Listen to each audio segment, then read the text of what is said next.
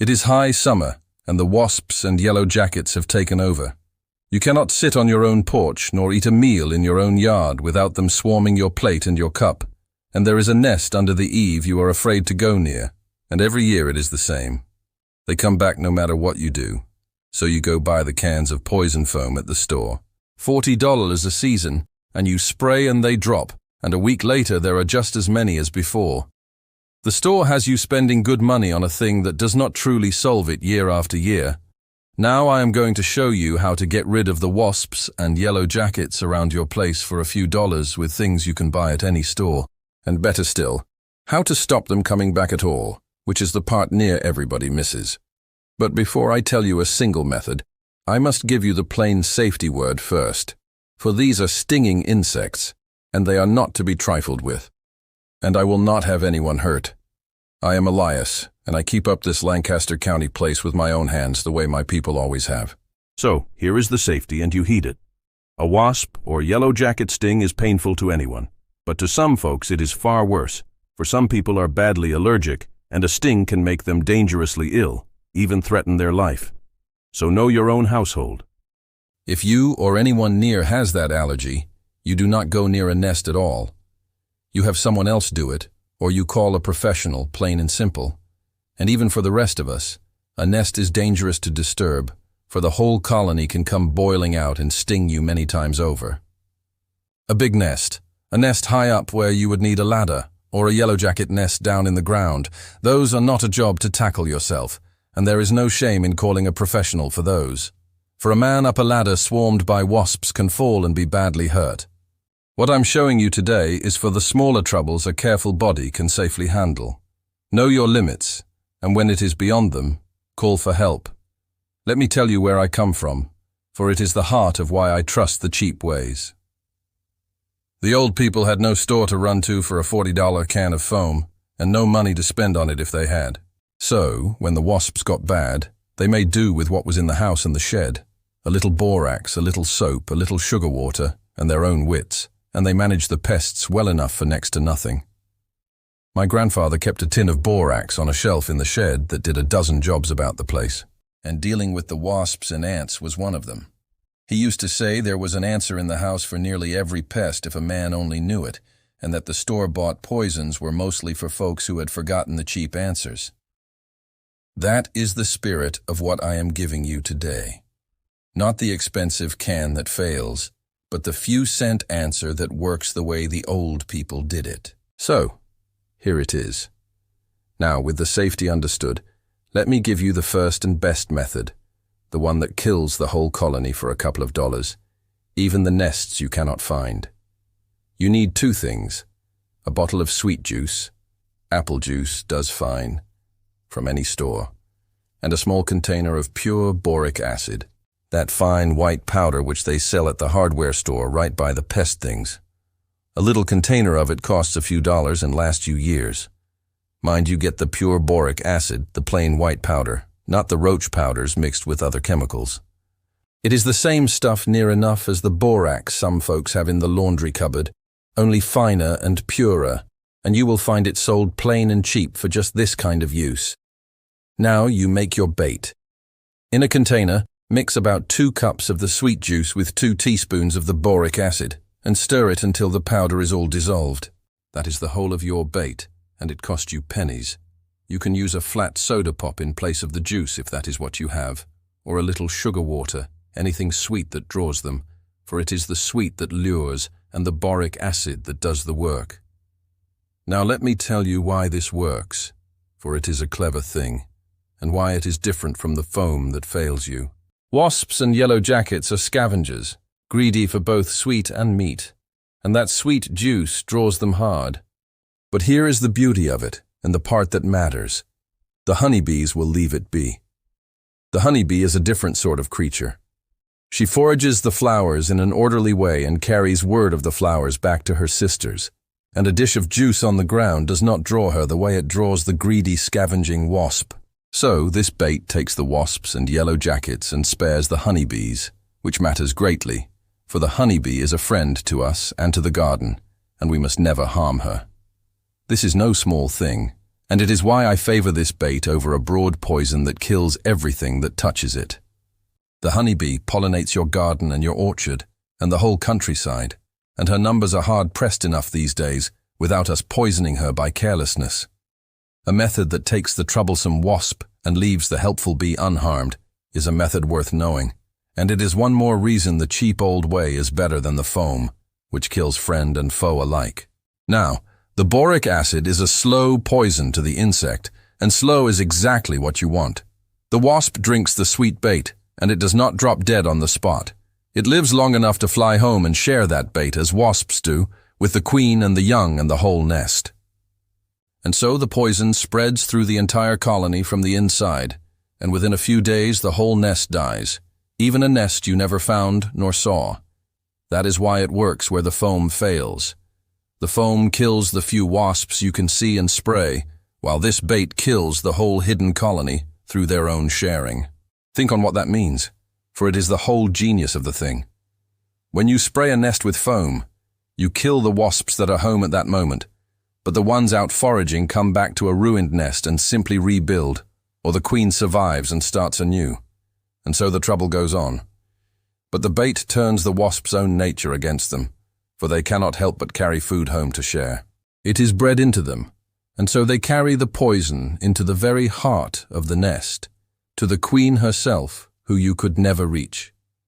Kill the queen and the colony cannot go on. It is a slower way, taking some days, but it is a surer and a deeper way, for it strikes the root and not just the leaves of the trouble. Patience does what force cannot. Here is how you set it out. You do not set out an open dish they will drown in, for a drowned wasp cannot carry the bait home and the colony lives on. Instead, pour just a little of the bait into the bottom of an empty soda can, just enough to wet the bottom, not enough to drown them. Then, break a little stick and stand it in the can for a ramp, so the wasps can climb down to the bait and back out again. They land, walk down the stick, drink, and fly home, carrying their doom to the nest. Set these cans about the edges of your property, up under the eaves, near where they gather. And here is a firm rule. Set them where no child, nor pet, nor dog, can get at them or knock them over, up out of reach. Set out several of them in the places you see the wasps working, and have patience, for this is not the quick foam. It works over some days as the poison spreads through the colony, so do not be discouraged if you still see wasps the first day or two. That is the bait being carried home and doing its work unseen. Refresh the bait every few days as it dries up or fills with rain, mixing a fresh batch, and keep it going until the wasps are gone, which is usually within a week or so. Mix the bait fresh as you need it, and do not keep a great deal of it about, just enough for the cans you are setting. Now let me say a plain word about the safety of this boric acid, for it is the honest kind of word that matters. Boric acid in this little dose is not dangerous to people or pets, the way it is to insects. A dog or a child would have to eat spoonfuls of the raw powder to come to any harm, and at the weak strength in this watery bait, it is genuinely safe around the home. But, and I always tell you the safety plain, that does not mean you leave the powder where children get into it, nor the bait where a pet drinks it down. Keep the powder put away like any such thing, up high and closed, and set the bait cans out of reach. Safe used rightly, but treated with the plain care you would give anything of the sort. That honest caution is how I keep your trust. I would rather tell you a thing is mostly safe and still bid you mind the children than overpromise it and have someone careless come to harm. Boric acid, or borax, is an old and useful thing about a house, but like salt or lye or any such, it has its right and careful use. And a thing kept up out of reach and used with sense is a thing that serves you well and harms no one. Now, the bait is for the hidden colonies and works over days. But what if you have a nest right there in the house that you can reach and want gone now? Here is the second method, and it is so simple you will not believe it works, but it does, and it costs you near nothing. Take a spray bottle, fill it with water, and add a good squirt of plain dish soap and shake it up. That is your wasp killer. Here is why it works. Plain physics, no poison at all. A wasp's body is coated in a fine waxy layer that keeps the water out, and it breathes not through a mouth, but through tiny holes along the sides of its body. The soap breaks down that waxy coat and lets the water flood in through those breathing holes, and the wasp drowns quickly. You spray the nest directly and keep spraying. Do not stop, and within seconds the wasps drop. Soap and water from your own kitchen, and the nest is done. Now, here is the right way to go about it, so you do not get stung. You do this at dusk, in the evening as the light fails, or in the early dark, for that is when the wasps are all home and gone quiet and sluggish and slow to rouse, where in the heat of the day they are out and active and quick to swarm. So wait for the cool of evening, approach quietly, and have your way clear to step back quickly. Soak the nest well and steady, and then leave off and step away. A good stout stream of the soapy water reaching the nest is what you want, so a spray bottle that shoots a stream rather than a fine mist serves best, letting you stand a little back from it. But now I must give you the one hard rule of the soap and water way, and it is a matter of life and limb, so hear it well. You must never, ever use this water spray on a nest near anything electrical, not near a light fixture, not near a switch or an outlet or a breaker box or any wire. Water and electricity together can kill you, and every single year folks end up in the hospital or worse because they stood on a ladder. Spraying water at a wasp nest stuck up against an electric light fixture and got a terrible shock. So, if that nest is anywhere near electrical wiring, you put the water away and do not use it. For a nest near wiring, there is a special non-conducting wasp spray made just for that danger that the professionals use. Or better yet, that wired location is just the kind of job where it is wise to call a professional and not risk yourself. Never water near wires. I cannot say it plainer than that. Now, here is the part that almost everybody skips, and it is the single reason the wasps come back to your house every single year like clockwork. You knock down the nest and you think you are done, but you are not. And next spring, they are right back in the very same spot. Why? Because a wasp nest, even after it is gone, leaves behind its scent on the wood. A chemical mark the wasps lay down, and that lingering mark is like a signpost to next year's young queens that says, "Here is a proven safe place to build." So, a new queen comes in the spring, smells that old mark under your eave, and builds in the exact same spot her predecessor did. That is not bad luck. That is the real reason, the thing you could not see. And it is why folks have the same wasp trouble in the same corner year after year after year. So, here is how you break that cycle and stop them coming back. After the nest is gone, you treat the spots where they like to build, the eaves, the rafters, the corners under the porch roof, with a long-lasting insecticidal dust made for the purpose, which you puff into the cracks and corners with a little duster. This is the one store-bought helper in the whole business, and I will be straight with you about that. It is a real pesticide and not a folk remedy. But a good one lasts many months out in the weather, even through rain. And any wasp that lands on a treated spot picks it up and carries it home to kill the nest the same slow way the bait does. You dust your eaves and building spots once in the spring, and you head off the new nests before they ever start, breaking that scent trail cycle that brings them back. And there is a plainer step you can take too, with no pesticide at all, which is to scrub down the spot where an old nest was. A good wash with soapy water to clean away as much of that lingering scent mark as you can, so the new queen has no signpost telling her to build there. It does not erase it as sure as the dust does, but it helps and costs nothing. Treat the surface, not just the nest, whether with the lasting dust or just a good scrubbing of the old spot. And that is the secret almost nobody knows. Most folks fight the same nest in the same corner their whole lives, never knowing that the corner itself was calling the wasps back. Now, let me say the small, honest word about why the title of this is what it is. The wasp trick the pest control companies do not advertise.